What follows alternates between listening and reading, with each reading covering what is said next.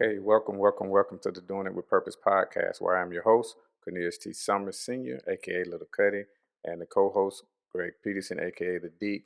Unfortunately, he couldn't be with us today. He's out taking care of some personal issues or some things he wants to accomplish since he's retired and all. But nonetheless, we wanted to bring to you all today the lovely Kaundra Belton, all the way in Columbia, South Carolina, at the moment.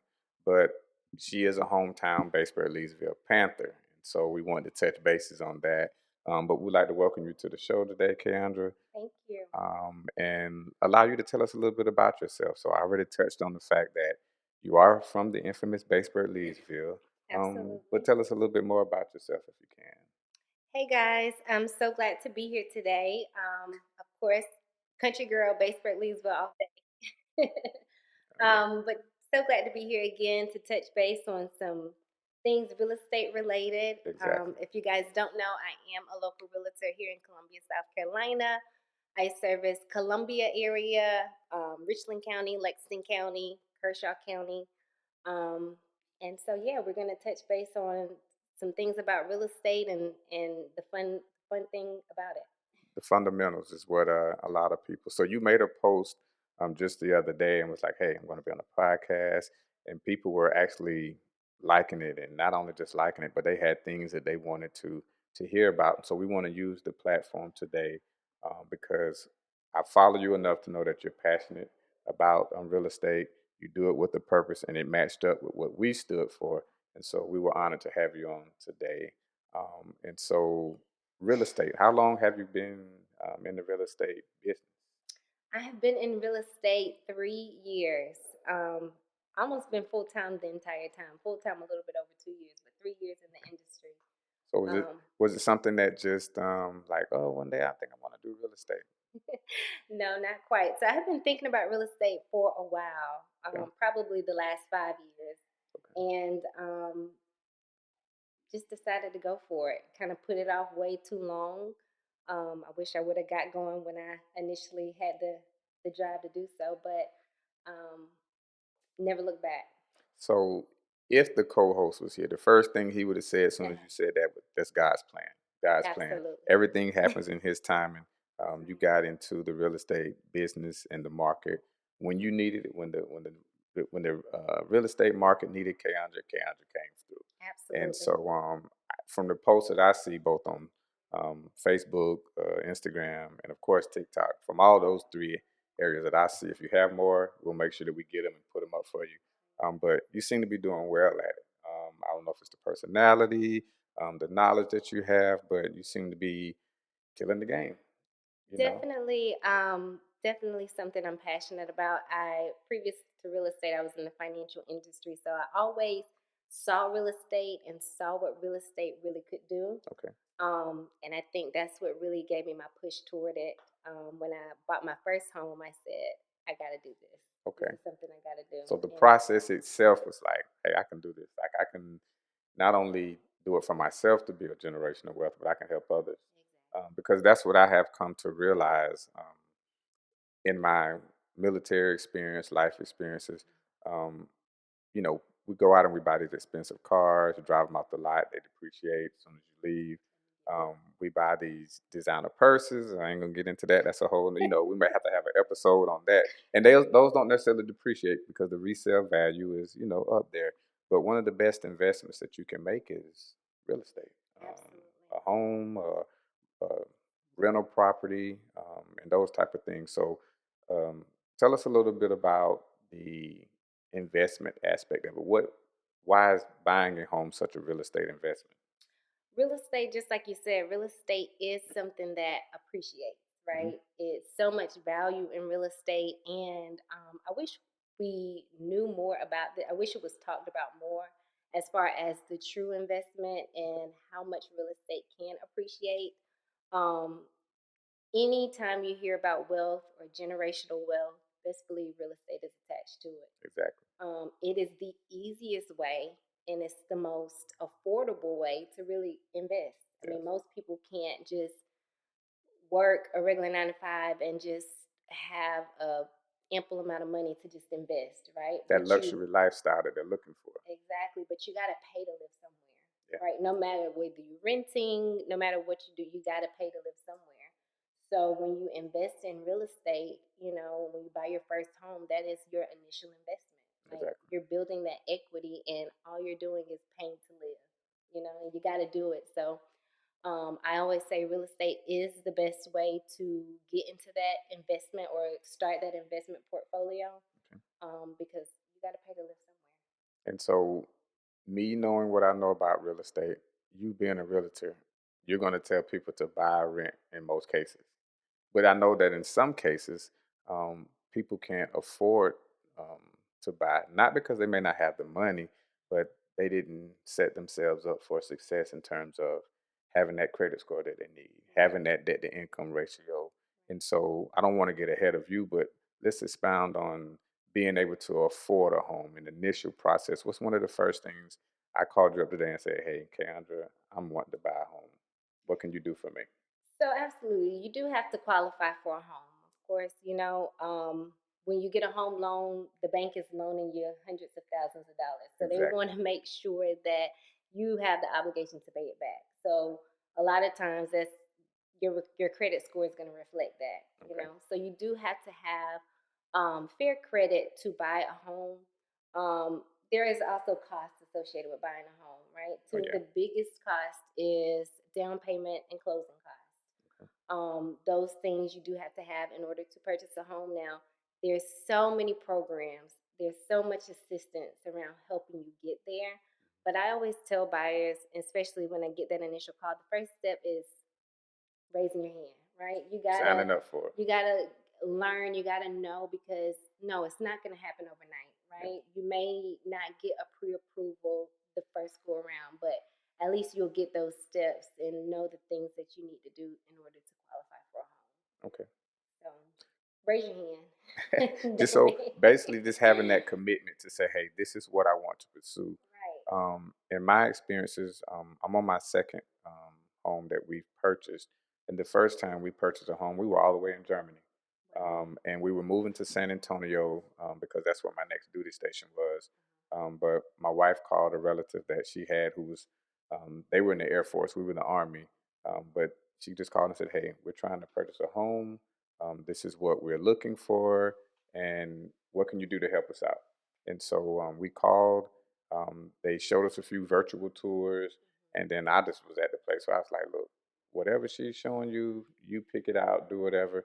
And we bought the home, closed, never saw the home, never had visited the home in a physical sense, and showed up, and our home was ready. Ready. And so we raised our hand, and then when we came home, moved back to the South Carolina area, we raised our hand again and said, "Hey, we want to purchase a home." So we had two mortgages going on. I was like, "That's a bit much." It is an investment, but I had to look at it from the standpoint of, do I ever anticipate going back out to San Antonio?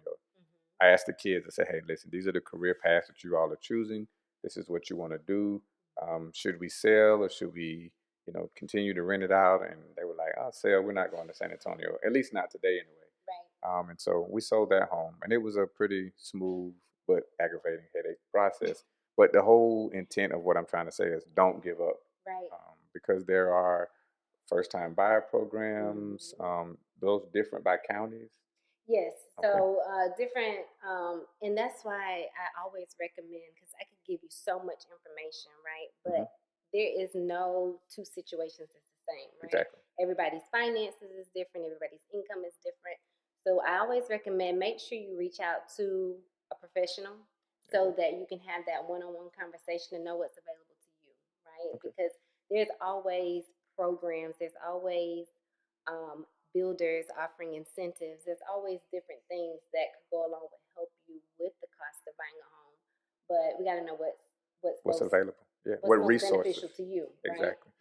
And When we that's what I'm here for, resources. and when we bought the last home, mind you, um, again, we had a unique situation where my wife wanted to be close enough to Saluda to her dad, but still in our own space in case she needed to get there because my mother-in-law had passed. And so we were like, okay, the Batesburg area. And it was like, why Batesburg when things around other areas are getting larger? And I was like, well, let's just go back to somewhere where if we need help in terms of with the kids and all that kind of stuff, we're closer to because she has family and I have family in those areas. Well, it wasn't until we actually sat down. Um, we called the realtor. Of course, the sign was out there. I think I can't remember the lady's name, but we called her and we spoke to her and said, "Hey, can you come out? We want to visit this home." She was like, "Sure." She came out and met us on a Sunday, and I hadn't started the pre-approval process yet because my situation was a little different, being a VA loan. I had already contacted the VA and got that prior approval for that, and they told me what my amount was, and I was like, "Okay, my credit scores at the time should have been decent," but it was the loan officer at the bank who said, "Do you have a realtor?" And I said, "Yeah, I have a realtor." The lady, he said, "No, no, no, no, no. Do you have your own realtor?" Wow. He said, "Because that lady is going to represent the seller. Now she'll represent you and double dip and get paid for both. Yeah. But who do you have that's going to go to bat for you?" And I was like, I don't know. At the time, I didn't even know you were selling homes. So I reached out to my cousin D-Way, James Robinson, and he became our realtor. And the importance of him being our realtor, I was able to get my garage door opener, my appliances, the fox blinds that you all have to have, and things that to me don't really matter per se, but the importance of having someone who knows how to walk through the process, get you what you're looking for, as well as, like I said, get you more incentives. Um, it was without having a realtor, I didn't know that lady was gonna double dip, but she was representing, very well. So when I called her, when I was like, "Look, this is my realtor," she was like, "Oh, okay. Well, I could have represented you, but I'm glad you got one." I'm like, "Okay, yeah, no, you're not." But I'm so glad you touched on that because so many buyers don't know that, yeah, right? Buyers think that, oh, the agent that's on site or the agent that is selling the home is the only option. And no, just like anything else, you're exactly, going to have your own lawyer if you're in a courtroom. Like you're not going exactly, to use the defendant's lawyer. So it's the same thing with real estate. You want to make sure that you have someone who has your best interest and someone who can represent you and negotiate on your behalf. And oh yeah, matter of fact, make sure you understand the contract. Make sure you understand that, is this really the best financial investment for you?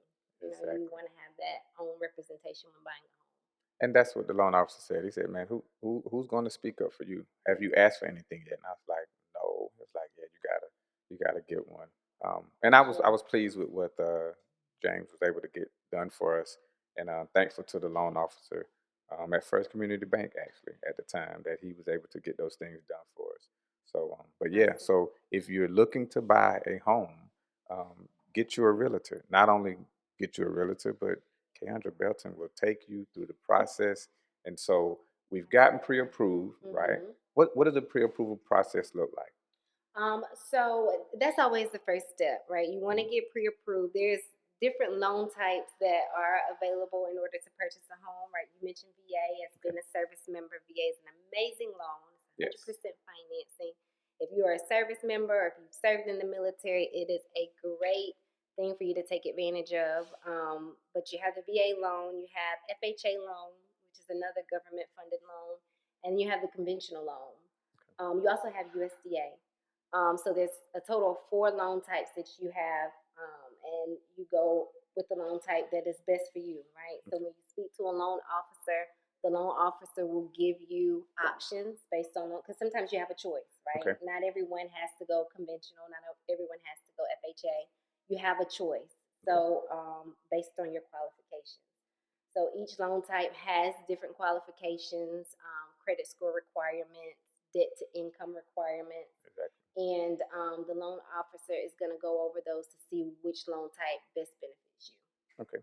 So that's the first step. Your loan officer and your realtor, we work very tight together, but we Oh are yeah. different, right? I am not a loan officer. They I can actually become your best friend absolutely. because they have, and correct me if I'm wrong, they Hmm. have a vetted interest, right? Yeah.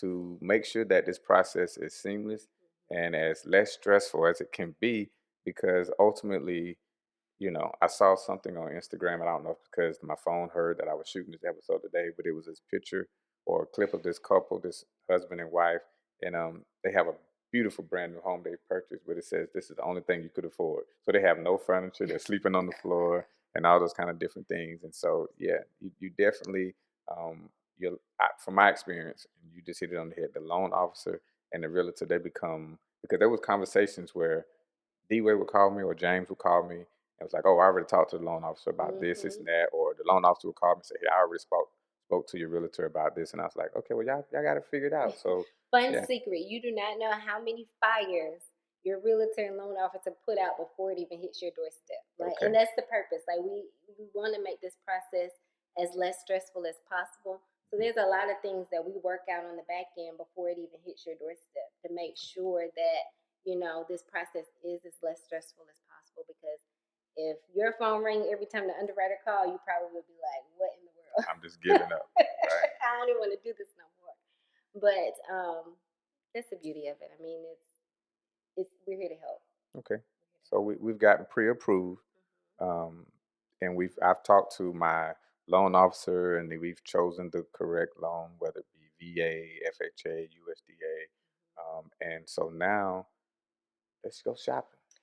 Yeah. So after you get your pre-approval, I made a post yesterday that kind of people were chiming in on it. But my recommendation for buyers after you get pre-approved is to get a loan estimate, right? Hmm. Because in my opinion, and I work with all buyers, first-time home buyers, people upgrading, people downsizing. My true passion is with first-time home buyers, Okay. right? So I think that when you're buying a home for the first time, it's nothing more important than budget. Okay. You got to understand your budget. You got to know what you can afford, Exactly. right? Because when a loan officer pre-approves you, they pre-approve you based on your debt to income, Okay. right? They don't necessarily take into account all of your living expenses, All this new furniture you want to go all buy. the furniture. How many kids do you? How much is daycare? Right? How Exactly. many kids do you have? Daycare is a huge expense in households, Oh right? yes. That is not calculated into your debt to income. So I was saying on my video yesterday, I was like, hey, just because you're pre-approved, say you get that pre-approval, Okay. just because you're pre-approved for 300,000 doesn't mean that you need to be Afford shopping for 300,000, right? it. Because if I always have a conversation with buyers throughout my home buying process, and the first question I ask, how much can you afford monthly, Yeah. Okay. right? If I have a buyer tell me I can afford $1,800 a month, well, $1,800 and 300,000 is not the same, No. right? And I don't want to take you looking at $300,000 houses just because you're approved for it, right? If you're saying that your budget is 1,800, I recommend get a loan estimate or an idea from your lender on Mhm. what budget we need to stick into to meet that $1,800, Exactly. right? That's probably like 240. So we don't want to be looking at 300,000 when you only can afford 240. So that's one extra step that I recommend for buyers before we start looking. But after we got that budget in stone and Mhm. we know what the down payment looks like, estimated, we know what the estimated closing costs look like. Now we can go search for homes and be confident. Yeah. We can be confident that any house we walk into, we can And afford for it. those who hopefully will look at this episode and say, "Hey, you know what? I've been afraid," because to me, my this is my opinionated response, right? Home ownership has been like a curse that's been placed over some cultures. I'm not gonna say all cultures, but it's, I won't say frowned upon. It's just people fear, like, can I really actually afford a home when they might be paying $1,600, $1,700 in rent, Comfort. when you could get a mortgage and your mortgage could be under $1,000. Now, you do have to factor in that along the way you're going to have some costs that, when that AC goes out or that refrigerator goes out, you're not just going to call the maintenance man to come fix it. Right. However, but the money that you're saving between what you're paying for a mortgage and now paying for, you know, was paying for rent, you can put that money aside to save up for those rainy days. So um, I hope anyone who's going to watch this episode does realize home ownership is affordable, it's attainable. You just got to be willing to go through the Go process. through the process. And we touched on you need your representation, and it's for Yeah, many reasons, right? One of the reasons there's still always, even though there's a lot more responsibility with being a homeowner, there's warranties, right? yeah, So you exactly. have new construction, which is one thing that I always recommend if it's in our price point. But new construction offers so many different warranties that gives you that comfort when you're getting used to home ownership. Oh, yeah. even if it's not new construction, if it's resale, I ask for a warranty. When I write your contract, I Hmm. ask for a warranty to be covered by the seller, right? So that Exactly. way you move in that house and say for instance the HVAC does go out, like at least you have that warranty that's covering you. And also we'll touch on this also, but when you buy a home, you do inspections, I right? was just getting ready to say So that. Yeah, you want to get that HVAC system checked out yeah, before you you're even. gonna resell. Even with new construction, I recommend it, but you do a home inspection, a thorough home inspection. We go over 15, 16 pages Oh from the yeah. house from top to bottom, and we make sure that either everything is operable in the house, and if it's not, then that's where I come in to either negotiate the seller to take care of those things, or if it's too much, we back away. We don't move forward with the purchase. Yeah. So there are plenty of things to cover you and help prepare you to buying a house. Don't ever fear that it is more work than renting. It is, but it's worth it, Oh right? yeah. Because when you're renting, you're throwing that money away, and homeownership, you are building wealth and equity. So Exactly. And I'm sure you're going to get on it. But I just, some people have a short attention span, so they'll watch a little bit. But they haven't got to the meat and potatoes. But a lot of people go into their home with the infamous word equity, right? mm-hmm. And so that's what realtors and especially Keandre's been saying today. Like, you build wealth by building equity. Right. I get a phone call at least once a month because I bought my home I'm not calling in you. 2000. No, no, not you. I know, But I'm in joking. 2019, Uh-huh. we purchased that home, and I was like, "You sure this is?" And Devon was like, "Yeah, this is where I want to be. This is close to that." And I'm like, "Okay." Like, this is my last time moving, which that has changed. So we'll be getting with you once we can get my executive producer out of the house and get him in college. But I didn't realize the subtle. Let's see, we closed in July 31st, 2019, Mm-hmm. and 2020 after COVID hit, after the COVID market, I was like, this was the best thing I could have did Wow. because my equity jumped up astronomical. Yeah. And so even to this day, they're calling like, "Hey, do you want to refinance?" I'm like, "No, my interest rate is too good right now." First and foremost, don't get me wrong, but Yeah. I'm not hurting to pay anything all the way off and all the way down. If both kids were in college and getting ready to graduate and wanted to go to postgraduate school for some type of medical degree, I'd refinance my home, take the money out, pay for it, cool. But Right. at this point, I'm just like letting it stack because at Right. some point they're going to be out of my hair, and then what I refinance and take the money and do will be what I want to What do. you want to do. But But isn't yeah, it nice to have that? it's nice. It's That's a like resource, right? it's a nice thing to have. And not only that, but you have home equity lines of credit. I have Mm-hmm. all these different access because my daughter's like, "Oh, Dad, you got to pay for college." I was like, "Yeah, college is paying for itself. Mm-hmm. We, if you do well enough in school, get the scholarships you need, Dad can sit back. But if we have to step in, then I have avenues to step in and help Right. because." Me thinking I was going to be in the military all of my life, when I got out, I was like, okay, got to have college plans now. Because as before, it was like, oh, the military just pay for them to go to college. And they still will. Got to get a couple more percentages on this VA stuff. But nonetheless, having a home made me feel better about, okay, leaving the kids generational wealth, but also if they needed access to a large sum of funds, I have access. Right. So, Right. I say all the time, equity is kind of like a extra savings account. yeah, Even when you look at putting your down payment down, right? What is your down payment in a FHA loan? A down payment is roughly about 3.5%. Conventional can be anywhere between 3 to 5%. Um, your down payment is essentially going into a savings account, right? Because that's exactly. going towards your equity. So when you think about buying a house, like, oh, the cost, what am I paying? You're just moving it from one savings to another, right? Exactly. And you're moving it to your equity. Your equity isn't a savings account that you go take Have $100 access to. out to. So it's a true savings, and people don't realize the advantage of where that can put you in the next 3 to 5 years when you make your first purchase. Yes. And so we, let's see, I don't want to get too ahead of you, but we've gotten pre-approved. Mm-hmm. Um, we did a loan estimate to see Mm-hmm. where we are Yes. because we don't want to buy too much, right? And we've begun to shop, right? Mm-hmm. And so take us shopping.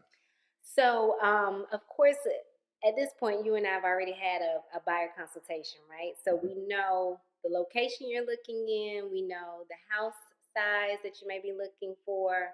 So this is the fun part. This is where we get to search for homes. Typically, I don't like taking buyers on no more than 4 to 5 showings max, right? After you look at 4 to 5, if I've listened to you, which I listen, right? So if I've truly listened to your wants and needs, we should be able to find a house within those 4 to 5 houses. Because you're not going to bring anything to the table that doesn't even fit there. Right. Okay. Right. So, and after 5 houses, you start getting a little bit confused, right? Yeah. It's like, wait, they kind of running together, right? So, if you got realistic, go 4 to 5 houses. Normally, it does it. So. And by the way, for all you HGTV lovers, love it listed on the shows you 3, right? Right. That's it. So 4 and 5 so you homes. get more with me. Yeah. Okay. You get more with me. But yeah, you look at the houses. Typically, when you get pre-approved, and it depends on your budget. Truly, how long you're looking, right? Okay. When you get pre-approved, the pre-approval is typically good for about 90 days, Okay. right? So you have about 90 days to find a home, and depending on what area you're looking in, what the budget is, kind of depends on how quickly we make you find a home. But that's the fun part. Searching for homes is fun. Um, it's a process, but it's fun. Is it easier when you have 2 individuals involved or one? I'm just Most saying. husbands leave it up to the wife. Okay. I have rarely had where husbands really get involved. Most husbands leave it to the wife. Because that whole notion of happy wife, happy life, that's not that true. must be true. No, it's not. It's not. I It's not. think it is. It's Most husbands leave it to the wife. we just don't.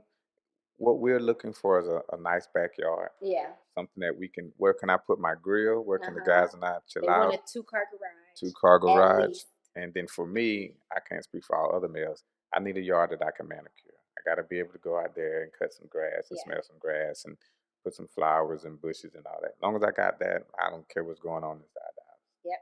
So that is mostly the case. But yeah, the home search is the fun part. It's really just a process of sticking to that budget and knowing exactly what you're looking for. okay. So when you are working, and sometimes, for instance, you may have a buyer who's not really tied to a specific area, but they, may just want to look all over Richland County or wherever the case may be. But just trusting your realtor to, know what's coming, because it's an investment. So when you're purchasing, yes, you're purchasing for your family, but if it's your first home, you got to keep in mind that one day you may sell it. This is a starter home, and that's when we purchased our first home. I knew in the military that I wouldn't forever be at that location, Right. but I already went into the mindset that hey, if I choose to come back here, I could, but this was going to be a starter home. Right. And so one of the things I'm pretty sure that you do, you looked at schools, how closer you are to other different amenities and Walmart, your shopping locations, and all those different things. Right. And so, yeah, those things are key and crucial when you look. I know for us, when we purchased our home in San Antonio, my wife was looking for a specific school district. She wanted X, Y, and Z, and I was like, hey, I'm all for that. I'm all about educating the kids, and so that's what prompted us where we were. I will say this: South Carolina doesn't give you as much square footage as far as your book Yeah. in terms of some locations, Yeah. but then there's other things you have to deal with because we got our bang for our buck in San Antonio, but we were in a flood area. Gotcha. And then we had homeowner association fees. Speaking of which, you want to enlighten the listeners or the viewers about homeowners association fees, because that's a factor that you may want to take into consideration. Right. So HOA is homeowners association, right? There's typically a fee, and each HOA can be different depending on what neighborhood that you're in. But essentially, the purpose of the HOA is to kind of not necessarily restrict, but to keep the neighborhood uniform, so to speak. Protect your investment. Protect your investment. I have a lot of buyers who come to me initially and they say, I don't want no HOA. I don't want no HOA. I don't want nobody telling me what to do. Ain't nobody gonna tell me when to cut my grass. And then I say, okay, do you know what that really looks like? Yeah. Do you know what it really looks like? And then we go see a neighborhood with no HOA, and you're like, well, why this look like? And I'm like, they don't have an HOA. They What? don't have anyone That's a beautiful keeping. home, but he's a shade tree mechanic, and he's just a transmission and a motor and brake pads out there. Trust me, we're not in the HOA right now, Hmm. um, and And we're it pretty depends on good. location. It depends on It does. location. Like when you're in a more like rural area, like let's say Batesburg or Lugoff or Elgin, it looks a little bit different. But when you're in like the city Oh yeah, and it's no HOA and there's no homeowners out there, everyone that lives in the neighborhood is mostly like renters. yeah. It can Turn look a little ugly. different. It can turn ugly real quick. So My neighbor HOA, you now, just want to do your research on how restrictive they are because some are there, but they're pretty lenient. and my neighbor now, it's not too bad. He has a car up on some a lift, and he was doing some exhaust work or something. But Mm-hmm. they're down the street. They're not Mm-hmm. directly Right beside next me, door. and so, but it does drive, either drive up or lower the property Yep. value. A horror story um, from San Antonio. We were on a corner lot, so I thought I was the big bad dude of the neighborhood, so to Mm-hmm. speak. And they were doing a fundraiser for a veterans association, and so they stopped by and said, "Hey, would you like to donate whatever your donation that you contribute, it basically pays for us to spray paint your sidewalk with your home number." So we were 9302 Hanover Cove. Mm-hmm. And I was like, cool. So they spray painted 9302 Hanover Cove on the sidewalk with the Mm-hmm. Texas state flag. And the next day I get a letter posted on my Legit. door, and gray, silverish spray paint had spray painted over my flag, and they were going to charge me. And so I didn't seek approval and doing all this. And although it was uplifting to my property, it just didn't go through the right vetted Mm-hmm. channels.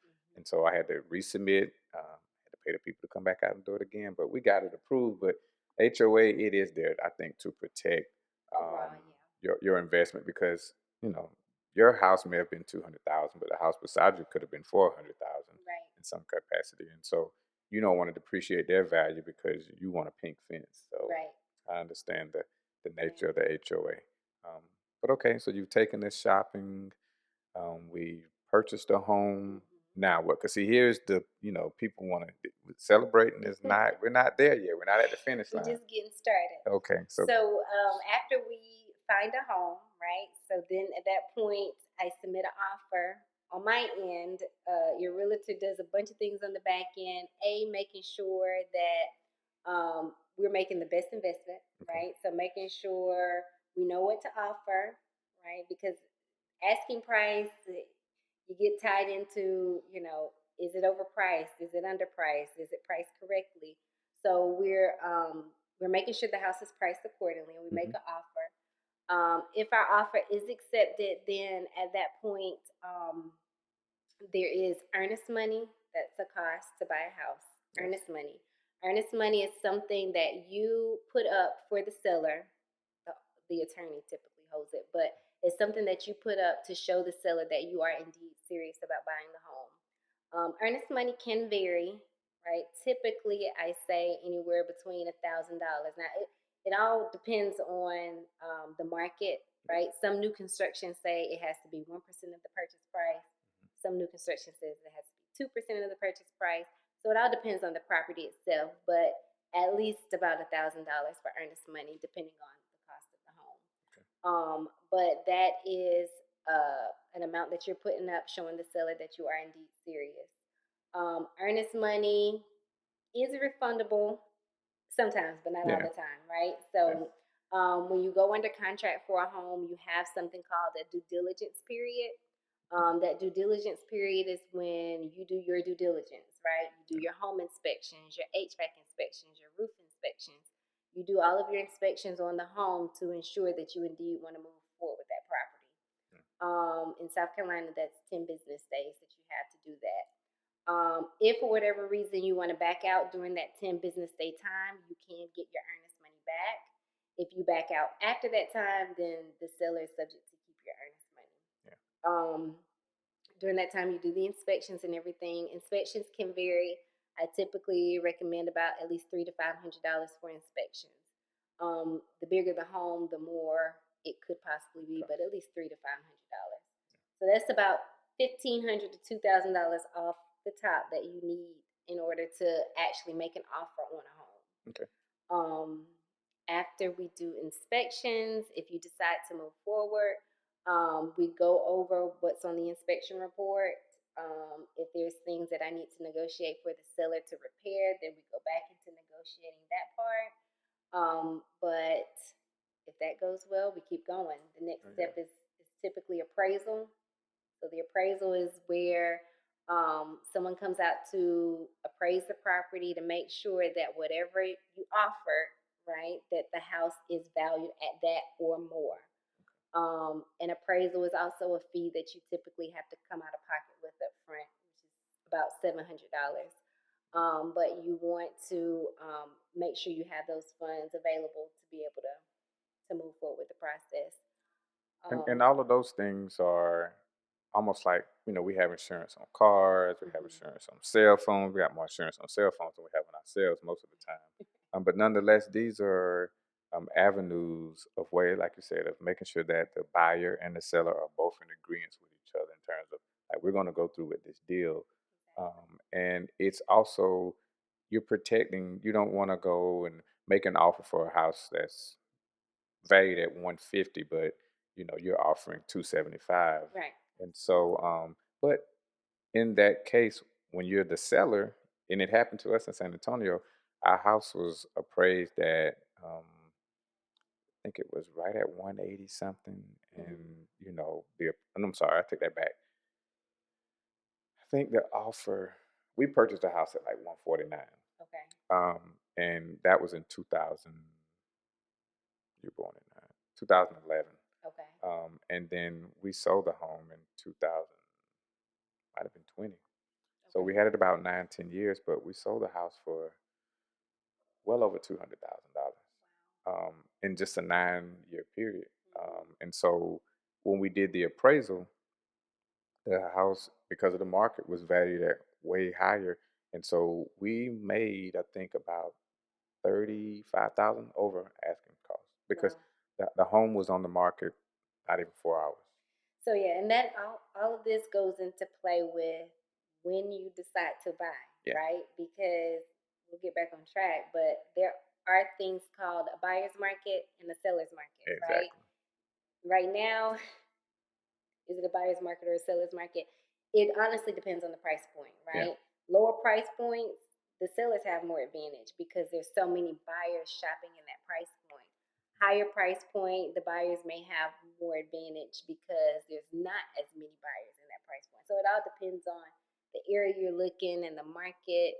And exactly. that's why when you get ready to buy, you got to kind of play the market to see like when it is the best time for you to buy and when you can get the best deals Oh yeah. because it fluctuates for sure. And individuals told me when I bought the home in Batesburg, I wouldn't buy a home in Batesburg. And that's too high, and that's too. And like I said, I'm probably well over at least the offers. I know what the bank is offering me is about $75,000 in equity. And like I said, I've had the home 5, 6 years, um, and that's not encountering or including the upgrades in the home that I've done to myself, Right. that my wife and I chose to do, adding some crown molding in different areas and stuff like that. So, Right. um, for those men who are out there, if you like hot rod cars, fixing up vehicles, take some time to get to learn how to fix up a home That's because right. I got a good cousin that's been in the car market a long time, and he's had several cars stolen after he's put all these thousands of dollars. And the insurance company's only going to give you what the fair market value of that vehicle is, Right. Not unless it's an exactly. antique. But in a home, man, you can build up equity just by simply changing light fixtures, adding recessed lighting, and all those different things. So yeah, Absolutely. so yeah, I don't want to steer, but as these thoughts are coming in my head, I just want to make sure that I touch bases on them because you have a never ending job, and then I can only imagine um, managing 3 or 4, 5, 6, 7 clients at a time and trying to meet everybody's demand. So you've taken us shopping. We find that price point that we're looking for. We found the area. What are we going to do next? So after we're done with the inspections and the appraisal, it's the fun part, right? Mhm. Everyone gets so aggravated with the underwriters Oh asking yeah, for all of these documents. Oh yeah. But you guys, let's be honest, right? Your cousin come ask you for 200,000. What Yeah. you gonna do? You want to make sure they're good for it. So Oh yeah. it's just a process. Keep in mind how much a house really costs, and this bank is lending you the money, so they have to go through everything and make sure that everything is valid and everything is on the up and ups because it's a home loan. So we got to make sure that these documents are provided so that we Oh can yeah. move forward with the process. But once we get past that, I mean, it's close to time to celebrate. Oh yeah. You know. And something about the banks, like you said, if cousin Johnny come ask you for 200,000, we got to sit down and have a conversation. But not only are You're we gonna going want to them have a bank statements conversation, too. but you telling me that either somewhere between the average of 15 years to 30 years before I'm gonna see my money back. You're, And so I definitely understand the process. Um, I personally have a 30-year fixed mortgage because the VA offered 15. I was like, nah, I can pay at a 15, which I'll touch on that, and you can share that. Correct me if I'm wrong on something later on, but the bank. My son comes, Dad, I need $10. I'm like, what you need $10 for? Like, how you gonna work this off? So I can only imagine giving him 100 something to $200,000 alone. But hey, it's these banks. They're going to go through a tedious process. And for me, what was intriguing was my first home loan was through Bank of America. We closed on the home. Like I said, we had got there. We bought the home and we closed in March of 2011. And we arrived at San Antonio in April. So the house had been sitting for a few days. In the short amount of time between closing and us getting to San Antonio, getting our household goods delivered by the military, they had sold my loan to another already, bank yeah, already. yeah.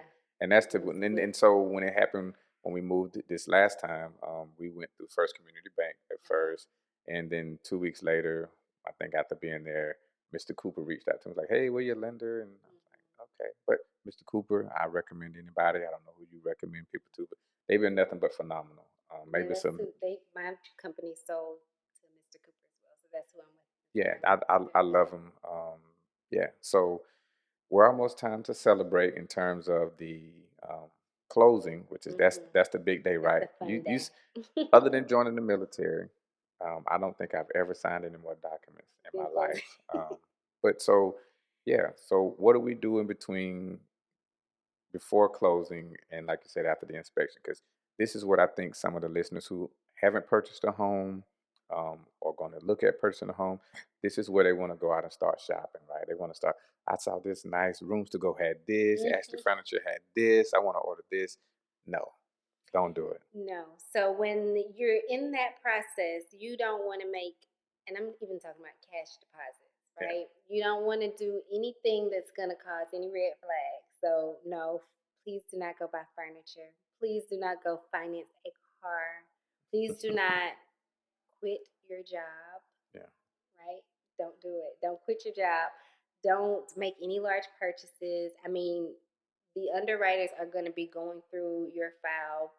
You can assume they will be going on your file until the day before closing, Yeah. until the day of closing. You can assume that they're going to be looking through everything. So you just want to make sure that your finances stay the same and you don't make any type of Sudden movements. sudden movement, Yeah. And right? that's, we had to, not we, but so I'm all for being transparent to help encourage someone. So after my military confinement and I came home, because I had been away for over 27 months, I told my wife, hey, focus on you and the kids.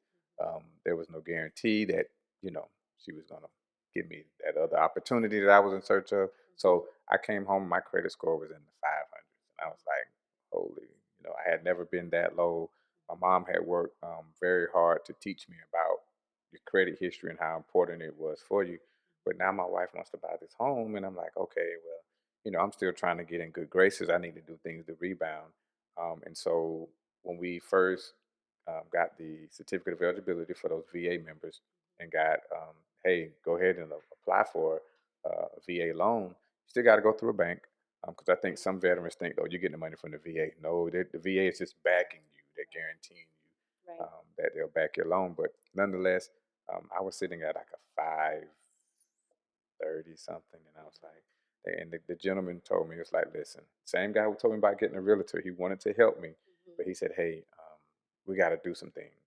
And I said, okay, well, only thing I know how to do is just wait time. I had just started back working, trying to clear up some stuff with the VA to get my VA benefits going.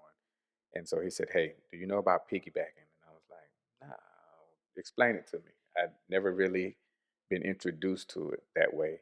And so he said, hey, do you have anyone in your family that has a decent credit score that's willing to allow you to piggyback off of their credit score? And I was like, my mom, she's in the 800s, but this woman's been working two jobs all her life. So, yeah, how do I piggyback? And he was like, well, find a card that she has that has a low balance, but a large allowance amount. So I think at the time my mom had a card that was in the teens of thousands of dollars that she could use. And so she made not only myself, but my wife and I authorized users. In a matter of 30 days, I went from a 530 to a 698. And he called me back like, yo, bro, we Let's pre-approved. go. Let's go. Let's move now. I love that And I story. was like, Yeah. okay, cool. And so from there, um, and being in the military, certain things, you know, nothing against credit agencies, but a lot of this credit stuff for people who want to buy homes and make large purchases. And when you need this in-depth credit look, it's a lot of things you can do yourself On your own. on your own. It's You a don't have lot to of pay things. anyone. I mean, I think one of the biggest things I tell, and that's why I recommend buyers. A lot of times they're so hesitant to reach out to a lender because they're afraid of the denial. But I tell buyers, it's not a denial, it's just a not right now, Delayed, right? delayed, but And not denied. exactly, because a lot of times the lender, just like he did you, Oh yeah, can give you some advice, or even I can give. I don't pull your credit report, so yeah. again, I always recommend to a lender. But there's advice like authorized user or getting a secure card and making sure, because a lot of times we just don't Know know. what to do. We Yeah, don't know. And if you don't raise your hand, as I always say, if you don't raise your hand, you will never know. It's just a matter of taking that step. I can tell you what the loan officer. Um, he was when I say they must get paid a lot of money. I don't know, but he was definitely trying to make sure that we purchase this home because he went as far as to tell me about the piggybacking. Then he went as far as to told me like, listen, and I have another gentleman who, at some point, I need to link you all up because he's getting ready to graduate with his PhD in business management, but he has a passion for helping individuals improve their credit score, and so he sent me a bunch of stuff. He says simple as like when we moved, okay, my address, 520 Tom Adams Road, that's my mom's home of record address or my home of record address all my life. But that showed up on my credit report. He was like, why is that still on your credit report? And so he said, take your driver's license, copy that, make a copy of it, use the exact same address that's on your driver's license, the exact same spelling of your name, and send it to all three credit bureaus and tell them that you want this corrected because this is your new address, this is where you live, this is the correct spelling of your name, and you want those things corrected. Doing that alone, I jumped up 30 points on all three credit bureaus. Just something as simple as Simple. my name is Cornelius Tremaine Summers Sr. When I pulled my credit report, I had something that said Cornelius T. Summers, Cornelius Summers T, Cornelius Summers Senior, Yep. Cornelius Summers, and Summers was spelled SWMME. It had like 9 or 10 different names. And what the gentleman explained to me was when a bank underwriters and everybody is looking at this information, they don't know who is who. Who is Are you who? trying to scam people? Right. Are you credit worthy? So if you clean those things up, just some of the simple things, um, it'll help you. And then So glad you shared not all of us have always been good stewards of money, that. right? And so you have some people who they just didn't pay that Verizon bill that they owed, and now Right. it's been 5 years since you haven't paid Verizon. In 7 years, it's gonna fall off. The loan officer, which I didn't have that situation, but I had something that I was unaware of, being trying to help out a family member and had co-signed for something. And he was like, "What's this?" And I was like, "I don't know." So he dug into it, found out that yeah, I had co-signed, and it had been 6 years. He said, "Don't touch it. Don't touch it. If they call you, don't answer their call because it's gonna reset that 7 year mark." He Right. said, "Don't touch it." And shortly after we closed on the home, they fell off my credit report, and so Mm. my score was steadily increasing and steadily going up.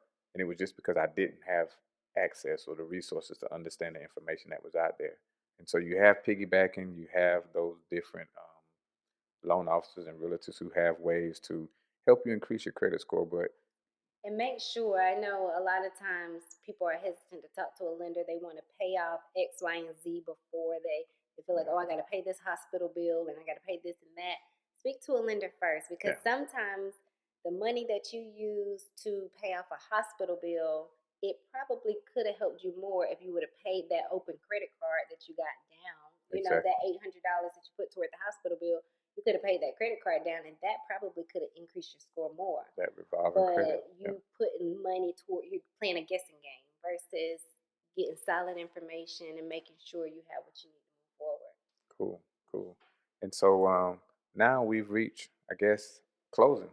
Closing. We're at the closing phase, and that's what everybody anticipates and Yeah. wants to do so often. So, what does a day of closing look like, other than sweating and all kind of things? Closing is a fun day. We typically do a final walkthrough, right? We want to make sure that the house is in the same condition that we saw it. We want to make sure that any repairs that we asked the seller to do, that they've done it. So we do like a final walkthrough, and then it's the fun part, the closing. In the closing, oh man, like I said, more documents It's a lot of time. than you could ever You know, imagine. now they do a lot of attorneys are doing, like, lenders are doing a lot of e-signatures the day Okay, before.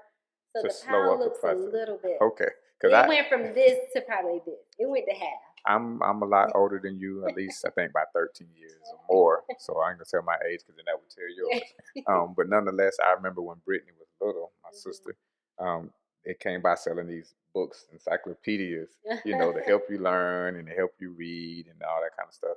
My closing paperwork on both homes was probably thick as those encyclopedias. Yeah. Um, what they're for, I'm not for sure. I just take them and put them in Take the 'em. safe, and yeah. But Right. so we've closed, and that's typically where you go through a lawyer, and I Yeah. understand the process. But for those who don't, you normally sit down with your realtor, Mhm. both realtors, if the seller had a realtor and the realtor that you chose to represent you, and there's just a bunch of signing of documents. Signing of documents, and the attorney does their part. They make sure the titles and everything are clear. They make sure the deeds are properly recorded. They make sure you understand that payment and what Yeah, that payment looks like. And just a brief overview of payment. So when you have your mortgage payment, and the attorney will make sure you understand this, the lender will, and your realtor will make sure you understand this. Your mortgage payment is three things. So you have mhm, your mortgage payment, which is your payment and insurance, and then you have something called your escrow. yes, So your escrow is your taxes and your insurance, and that all adds up to be your monthly payment. yeah, So, like, say for instance, if your mortgage may be $1,200 a month, but when you add your taxes and insurance, it may be $1,500 a month. yeah, So all of that is included together, and it gets put into your escrow, and your escrow pays like your taxes yeah. on your home yearly. So you don't get that big tax bill at the end of the year that's due. You've already paid that 12 months. Your escrow pays it for you. And depending So, on where you live, what I've seen in both cases, out in San Antonio, which they didn't, San Antonio is a non-state tax state. right. So, but even here in South Carolina, my mortgage has tended to either go up a little bit from time to time, and this here recently, when they did an analysis, it actually went down Mm-hmm. with my mortgage, principal and interest, escrow, taxes and insurance, and everything. I'm proud to say I'm under $1,000 Wow. because depending on where you stay, it took me forever to get my homestead tax exemption in Okay. place. But Mm-hmm. now that I have that in place, I mean it dropped way down. But um, 2 years ago or sometime in the past, it actually went up because they were saying that taxes in Lexington County had went up and all those kind of different things, and so that fluctuates. But Yeah, it can fluctuate. that's better than I was in my home in San Antonio. I did have an arm one time, Mm-hmm. which go whatever your lender says, but I don't like arms. Yeah. That adjustable No. rate mortgage, because you Uh-uh. never have a guarantee Right. what your mortgage payment is going to be. But for some people, I've never seen an there arm. is. I've never worked with the arm mortgage. I never So would I, recommend it, I but never recommend it because it just if they you're in, shy away from it now more so. But I had yeah. a gentleman tell me one time, if you're into investment real estate and you're going to be flipping houses, then sure get in the arm because they're normally Okay. going to give you a low interest rate at the beginning. By the Right. time it moves, you should be You be have the sold a consultant. home. Yeah. But other than that, no. If you're looking to live there or even keep it for a long period of time, I don't recommend a but okay, so we've closed. You've handed me my keys. Mhm. I'm excited about my home, but in my experience, the realtor doesn't go away. What's your No. next step? I tell my buyers all the time, our relationship at the closing table is not ending, it's just beginning. Yeah, Right? Because my clients are my clients for life. I'm pretty exactly. confident that if you work with me one time, you're gonna work with me again. So Okay. I like to keep that open relationship. And if you if you just purchase a home for the first time, there are questions that you're still gonna have. There's Hmm. still things that you may need my guidance and assistance on, and I'm always a phone call away. Okay. Yeah, absolutely. So cool, cool, Yeah. cool. So did we cover everything that some of the viewers of your Facebook post the other day mentioned? Because I know they were concerned about escrow. What is that? Um, what was that about? Um, In escrow, I mean, it all depends on, and this is one of the things I recommend when you have questions about buying a home. I mean, TikTok and Instagram and Facebook, all of that is so great because I know it's so many agents and professionals in the industry sharing information. But when it comes down to you buying a home, you want to make sure that you're speaking to a local expert in your area exactly. because I mean things change. Things are different even based on county, but especially state. Sometimes you're looking at things and it may be from a different state and it may not even apply to you. So I recommend that when you're thinking about buying a home, make sure you reach out to someone local in the area you're intending to buy in because Cool. that's how you're going to get some solid, true advice. And get access to the resources. Hmm.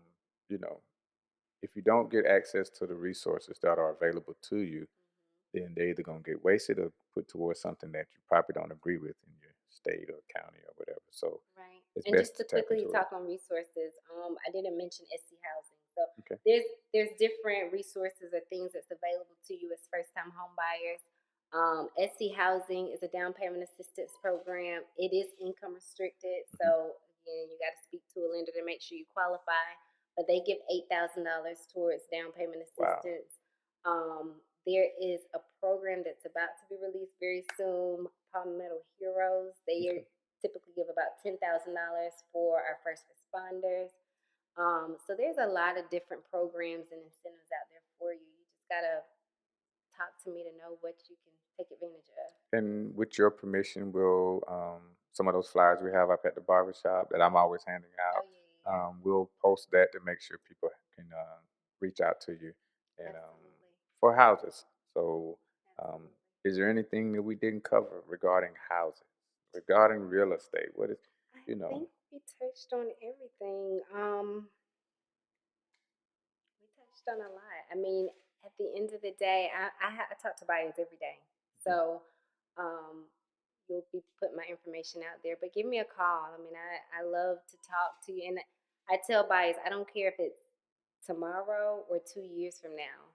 I'm you're here for the available. long run. So don't think that, oh, I don't want to waste nobody's time because I know I'm not ready until next year. Like the better prepared you are, the better financial investment you can make. Exactly. And I think just to promote you a little more, you also have from time to time your seminars Oh, that they yes, can link into or absolutely. zoom into. And so she's always putting this content out and sharing this Hmm. information. But I wanted to do it in a podcast form and setting because some people, they live a busy life. And sometimes the information that you put out in those settings may not necessarily be available Reach. 2 weeks from now. Right, right. And so this is just a start. This is a Buying Homes 101 for Dummies, I think one of those books calls it. But before we let you go and then bring this show to an end, you do a lot Hmm. of cooking as well, right? I Because love that's to not the only cook. thing that you put on, houses and all this kind of stuff. You do a lot of cooking. I love What? to cook. Let me Realtor Chef Bay. let me guess. Your grandmother is your inspiration for cooking, or no, your dad. My dad. Your dad. My Okay, dad. okay. So My what? dad was cook with love. That's what he Okay. said. All right. All You right. should be able to taste the love in it. That's what he Okay. said. And so I've been seeing you post these. It depends. If it's Wednesday and Uh-huh. you're having salmon and asparagus, and Uh-huh. to me, that's an exotic meal. Wednesday is no, Sheila's is closed on Wednesday. He don't really care for She Sheila's, but was. we got basketball practice, so we're grabbing Chick-fil-A and we're on the go. But like, what's your typical go-to meal? I love to cook everything. I Okay, love Alfredo. okay. Probably need to lay off of that pasta, but I love it. Any Eh, kind of Alfredo. Carbohydrates. Yeah, Yeah. any kind of Alfredo I love. But yeah, I mean, I love to cook anything. I love to get in the kitchen, and So it's it's a kind of relaxation. therapeutic for me. Yeah, Okay, it's yeah. therapeutic. That's for me. Cutting hair is therapeutic, or just speaking to someone about life and life coaching. Like, it's not Hmm. really a job to me. It's just Yeah, something I enjoy doing. So okay, yeah. so we're cooking and stuff, and so you're multifaceted in terms of selling homes. You're a chef. You have your channels on your chef. Y'all Hmm. please go follow the channels. But you have some other things going on, like you're a broker, and for like you just Yeah, so what is it it did. that Kaundra doesn't do? Yeah, I'm more into the real estate. I do have a dispatching service where I Okay, was dispatching for trucks. I'm not totally hands on with that right now, but okay. I do have the experience with it, and that Because was fun. It's I've the shared trucking your industry is information. great, just like real estate, but I'm 10 toes down in real estate right now. Fashion. Okay, because I have individuals, gentleman by the name of Willie Kears. He came to me and he has his own trucking company, and I was like, look, it says real estate, but call her. She can point you in the Hmm. right direction. So I'm Yeah. always not pawning people off on you, but I'm trying to get them access to people who know what's going on We in the appreciate in it. the industry and stuff like that. And that's what this podcast is about. We want to promote positivity. We want to share information that we're not getting every day because you and I both finished several years of school, Hmm. post high school, postgraduate, and all those kind of different things. And so a lot of this stuff has been kind of like learn as we go.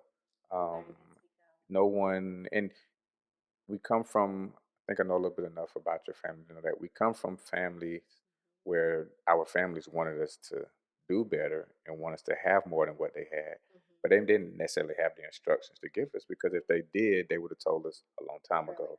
And so that's what our goal, that's what Greg and I are trying to expound upon is putting Hmm. the resources and the information that people need to be successful Right. so they can do things with purpose and passion, putting it out there. And so today's episode was definitely suited for just that.